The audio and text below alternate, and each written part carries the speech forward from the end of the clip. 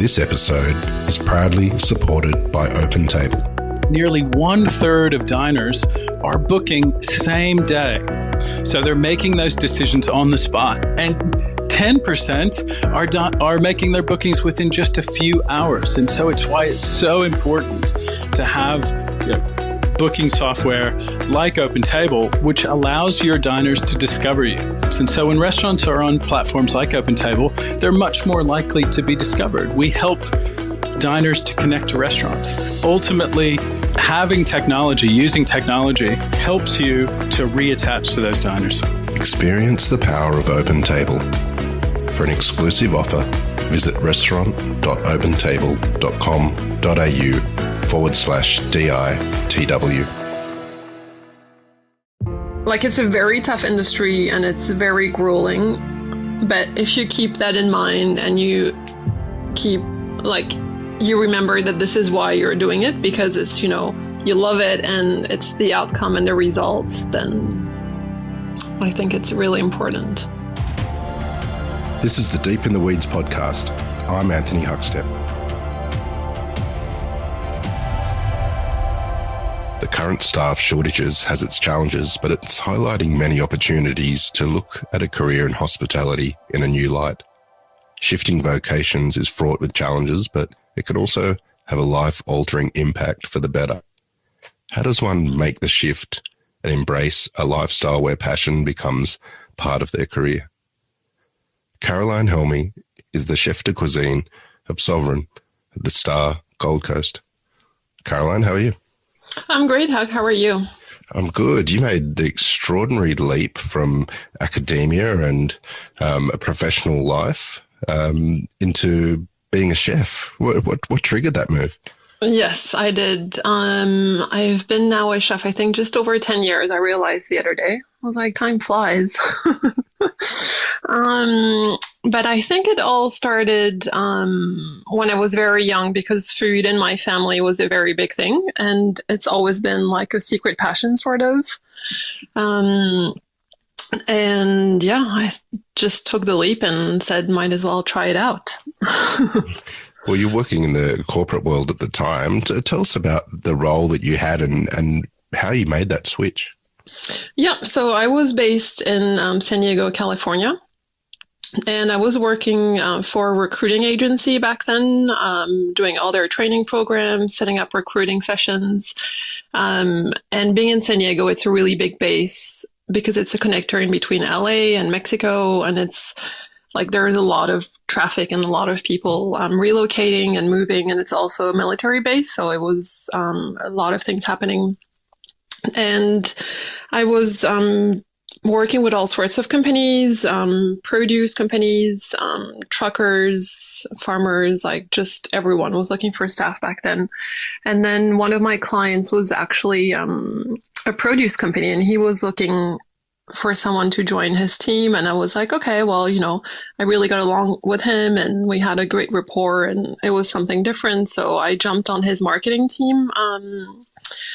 I switched from recruiting to marketing, which was the similar field to what I had studied at uni.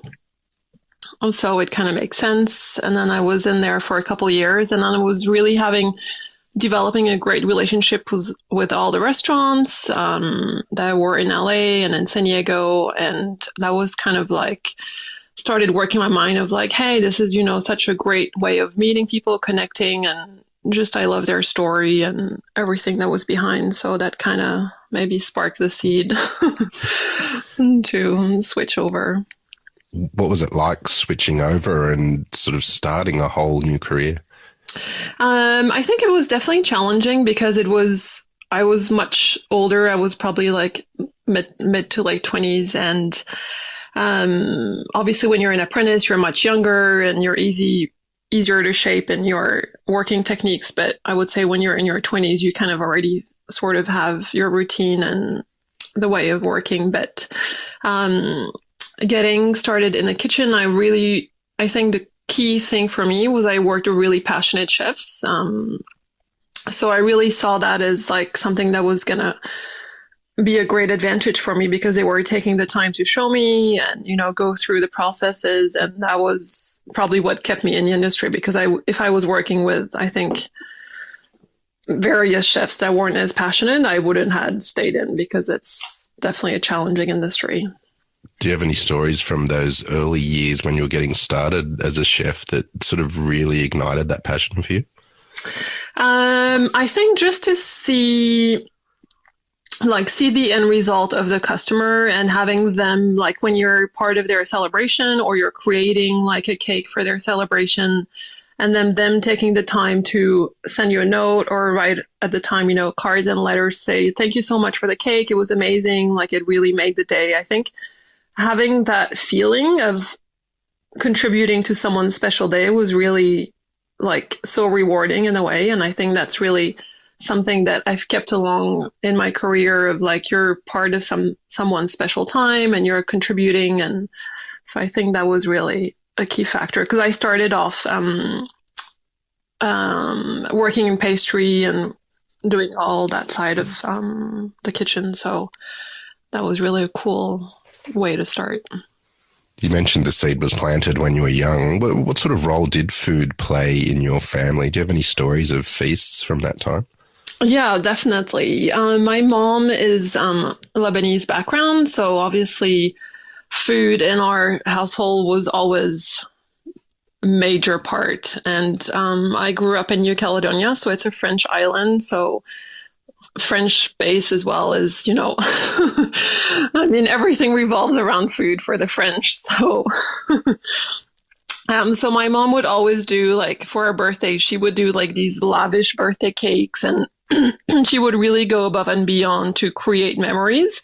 And like, I remember, she was making bread on kitchen floor, and then we'd, like, us as kids, we'd walk through and then imprint, and then we'd see it when she'd bake the bread. So I think it was really like her putting in all the time and explaining all the recipes and all that was always like, she was always trying to involve us. And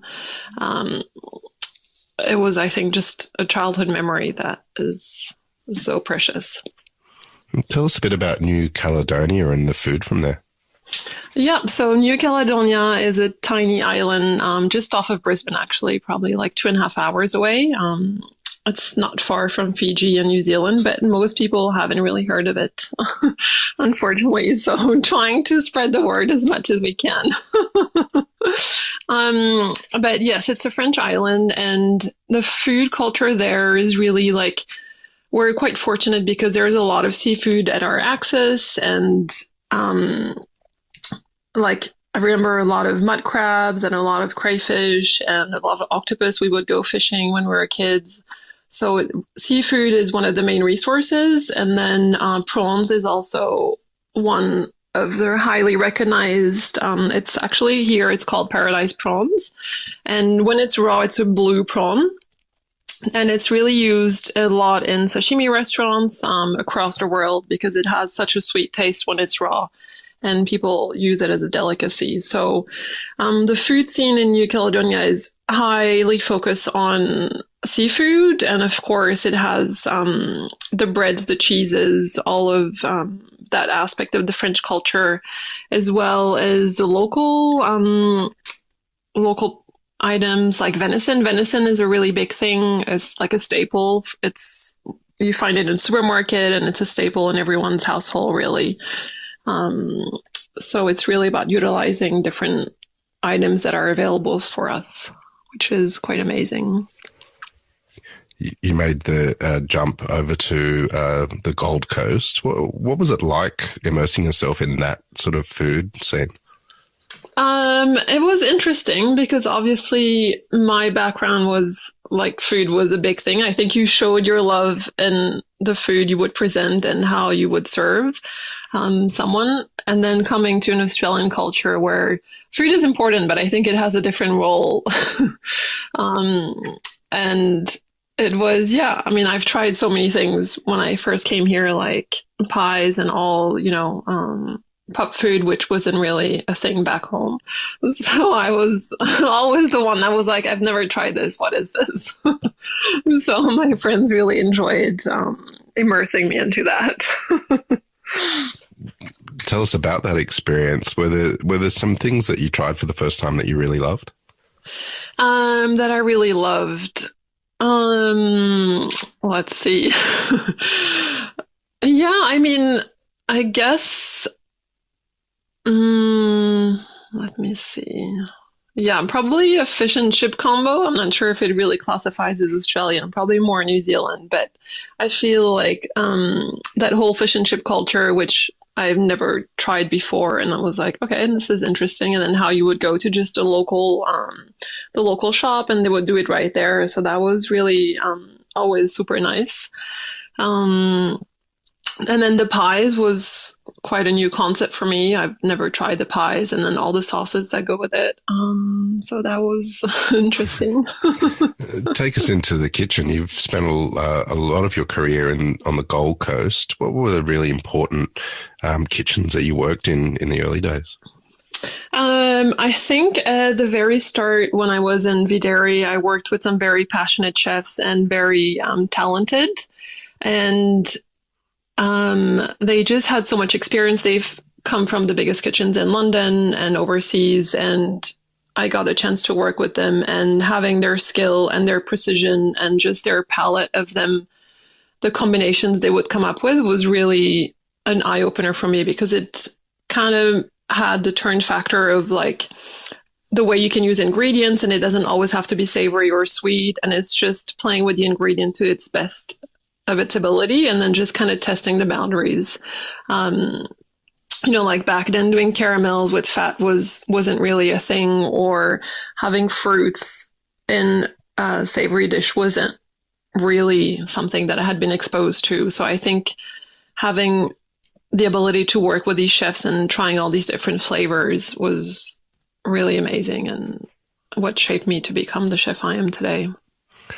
You've worked in a couple of different restaurants there, but Kiyomi is one of them. What was it like delving into the world of Japanese cuisine? Yeah, I did some time in Kiyomi as their sous chef, and that was amazing. It was really a great experience, and it was my first role that I joined the Star Entertainment Group with.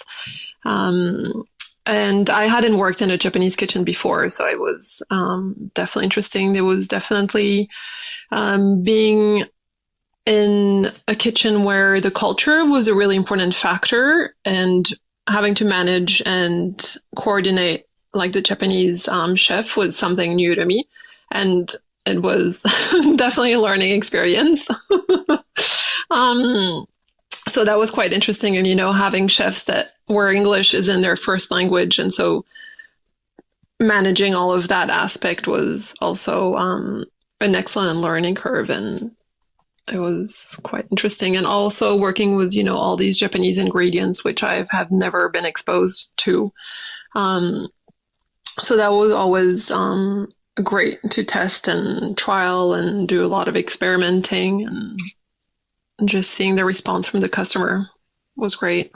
Did that access to those unique ingredients, did that affect the way that you cook now? Yeah, definitely. Because I think a few years ago, like the Japanese, French, like there was quite a boom of the fusion food, I guess, or the combination of them too, because they have very similar techniques and way of working where they're very structured and very methodical. So I think that combination of the Japanese and the French work really well together. And so that was my background of the really classical French training, and then using the Japanese ingredients to kind of lighten it, bring it to life, and make it a little bit more modern. So I think one of my favorite ingredients that I worked with was like yuzu and pickled plums. Like that was really something that even today I still go back to and use in all sorts of way. So that was really amazing. These days you're the chef de cuisine of a fascinating but yet kind of secretive restaurant. Can you tell us about it? Yes, sure. I'm currently running the restaurant at the Darling Hotel, part of the Star, and it's called Sovereign, and it's really a space that's catering to the gaming world and the gaming customer. So I've been in that role, I think about 3 years now, since they opened up actually. And it's a really different customer. It's probably like one of my old chefs would say, it's the hardest four top you're ever going to do because having a gamer as a customer, like he's very, emotional, but he's also very routine based, and his whole experience is going to depend on how he went on the gaming floor. So either he comes to the restaurant to like change his mind and, turn his luck around, or he comes because he's had a terrible time on the gaming floor and he just wants to forget. So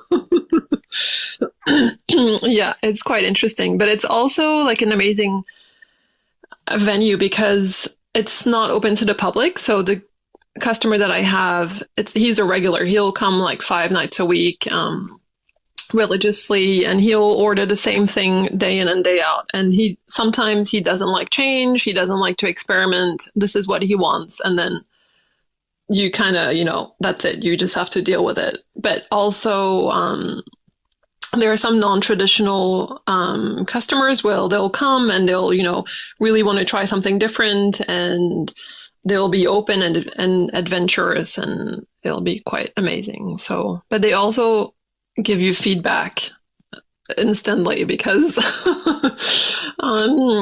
depending on, their mood and their persona on the time, they'll be, quite vocal on their experience.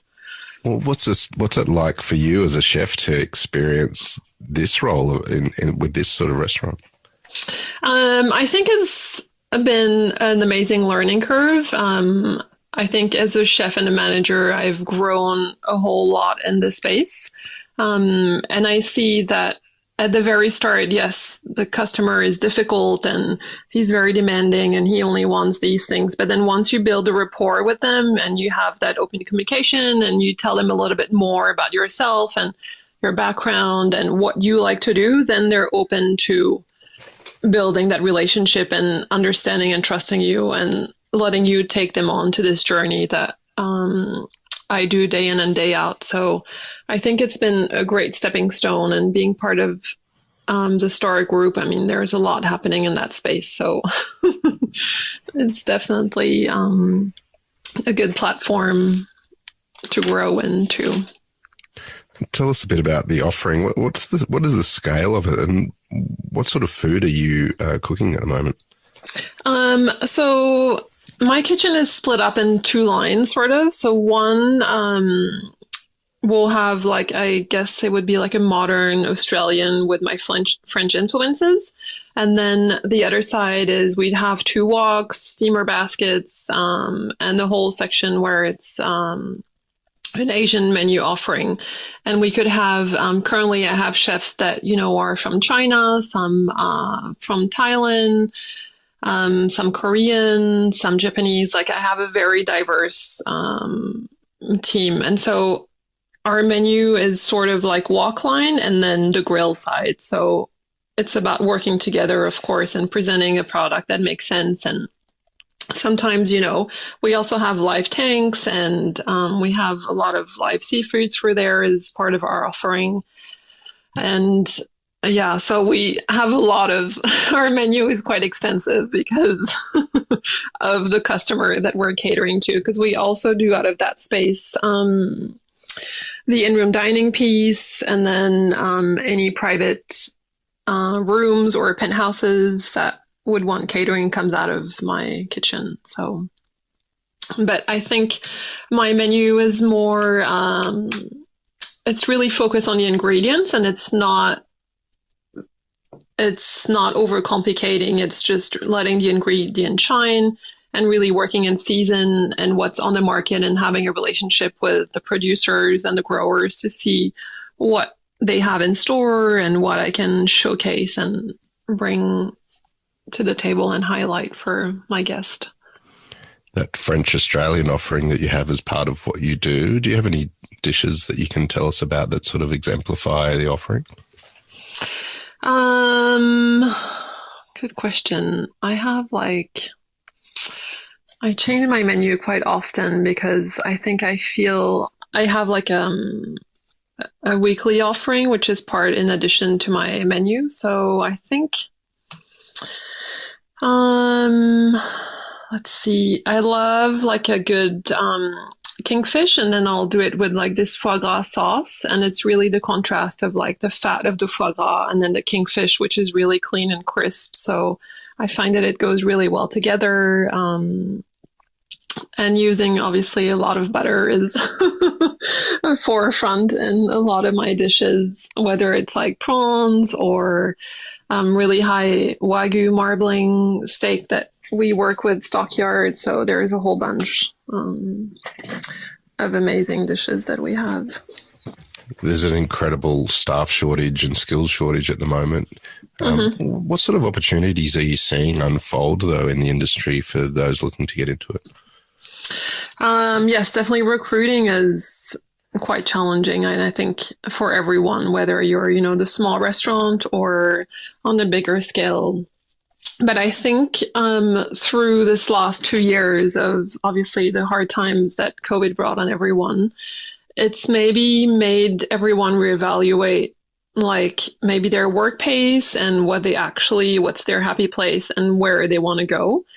So I think it's been a great opportunity for everyone to kind of reassess. And then when now the industry is re-kicking and it's ready to go full force again, maybe, take more time into training the juniors and spending really that time with the apprentices, because at the end of the day, they're the next generation of chefs out there. So I think training them and taking the time and really explaining the process to them is a key factor. And I love to work with apprentices, and I feel that everybody should take more time into that because they're so, young and really shapeable. And I mean, I remember when I was an apprentice, like that's kind of what shaped me. So I feel that I can give back to the industry and do the same thing, then I'm doing my part.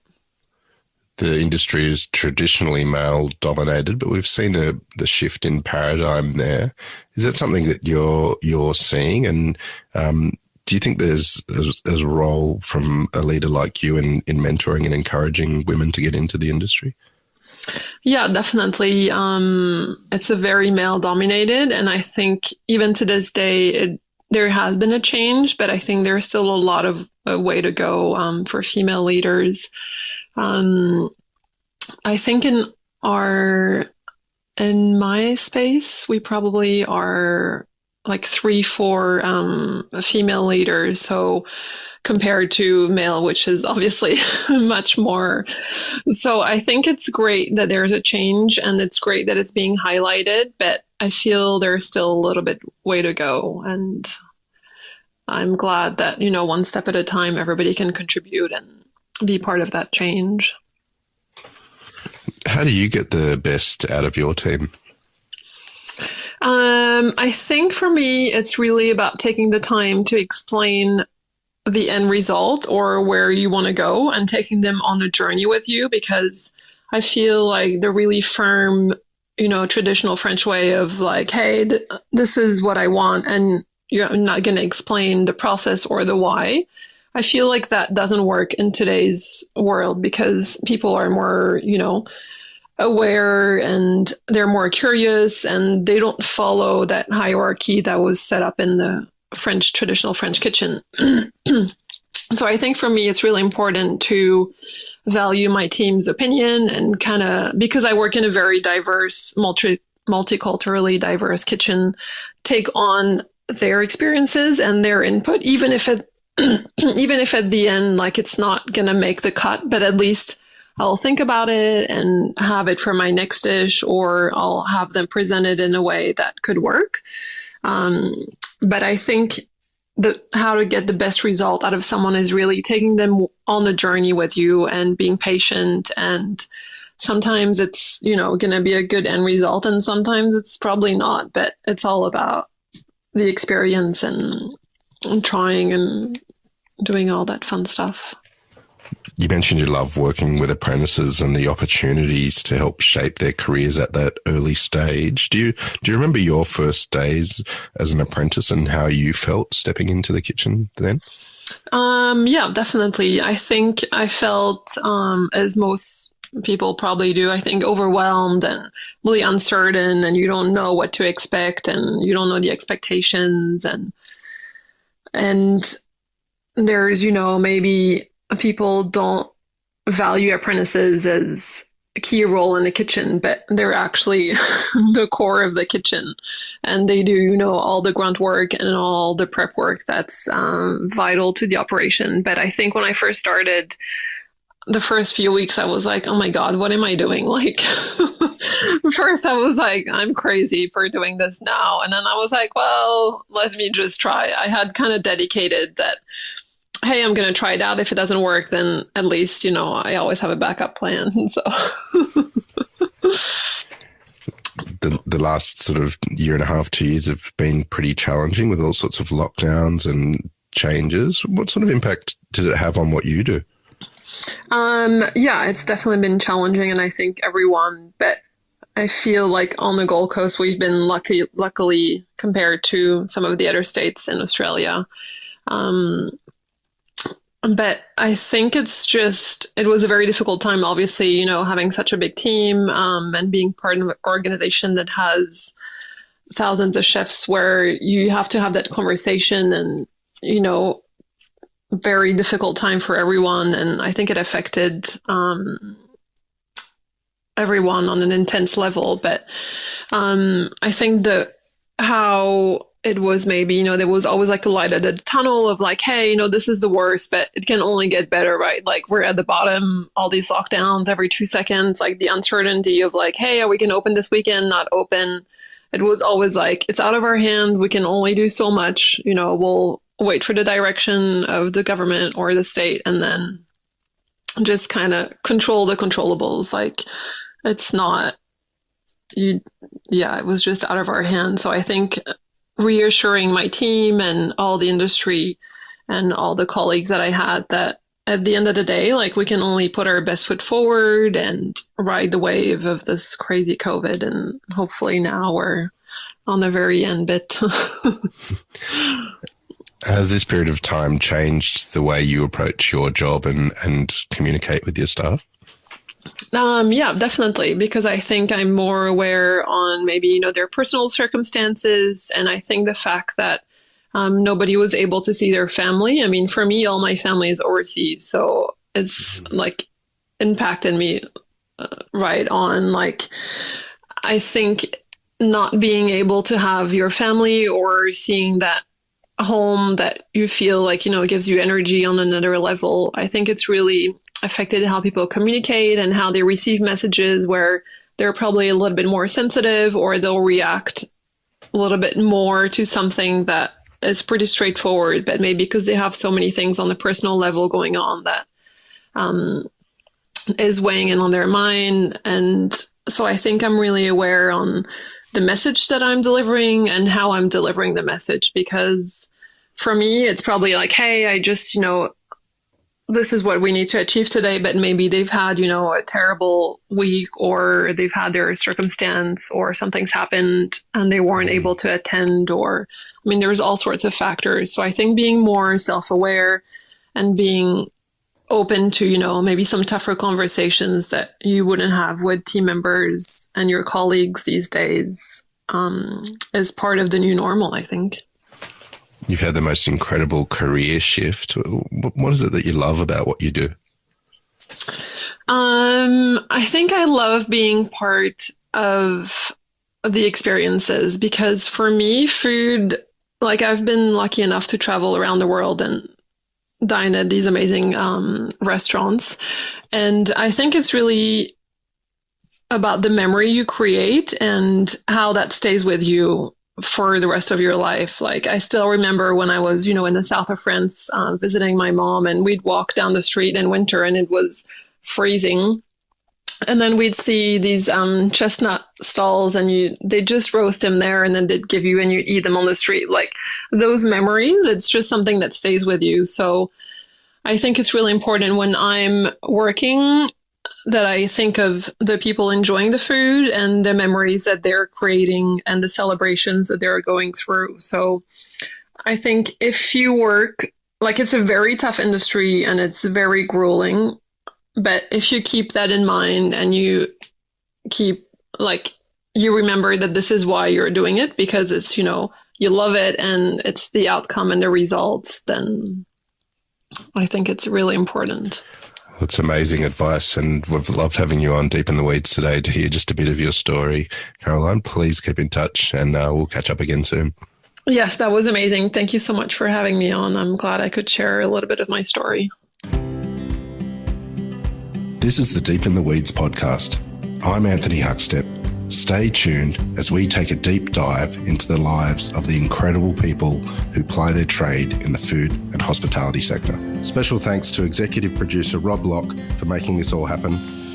Follow us on Instagram at Deep in the Weeds Podcast or email us at podcast@deepintheweeds.com.au. Stay safe and be well.